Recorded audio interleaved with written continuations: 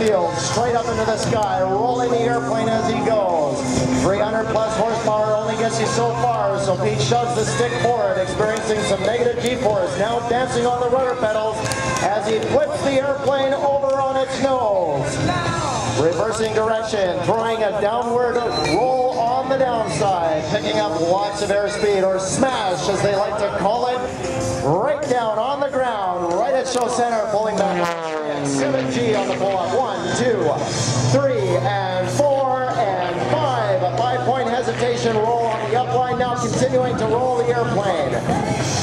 Right about now, gravity starts to take over as he lets the airplane slide in the smoke there. Kicks in hard left rudder, and there's the hammerhead stall turnaround. And now on the downside, the snap roll one way, now rolling the aircraft the opposite direction. Look at how close to the ground these planes. Screaming off to the western end of the field now. Back on the stick, and up he goes. Holding right about there, over the top he goes, rolling the airplane. Dashes on the rudder pedal, one way, now the other way, and now flips the airplane over on its nose. Nose for tail and tail for nose.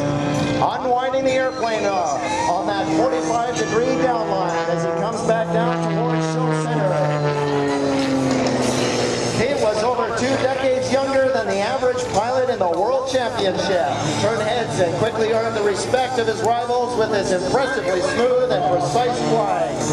His personality quickly made him a favorite with fans. Once again, rolling the airplane on its axis as he pulls back on the stick. He calls this the micro loop. This is the tightest loop you will see at the air show today. On that downline, one way, then the other way, he rolls the airplane.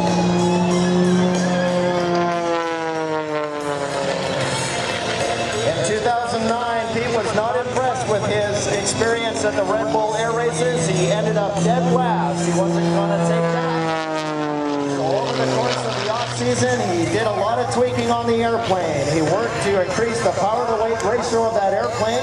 He came back in 2010 after that massive overhaul, and he finished back-to-back 5th place finishes in the first 2 races of the season. He'd go on to capture another 5th place, finishing in New York City, and never finish outside of the top 10 in 2010. He ended up capturing 33 World Championship points in the 2010 Red Bull season, placing him 5th overall.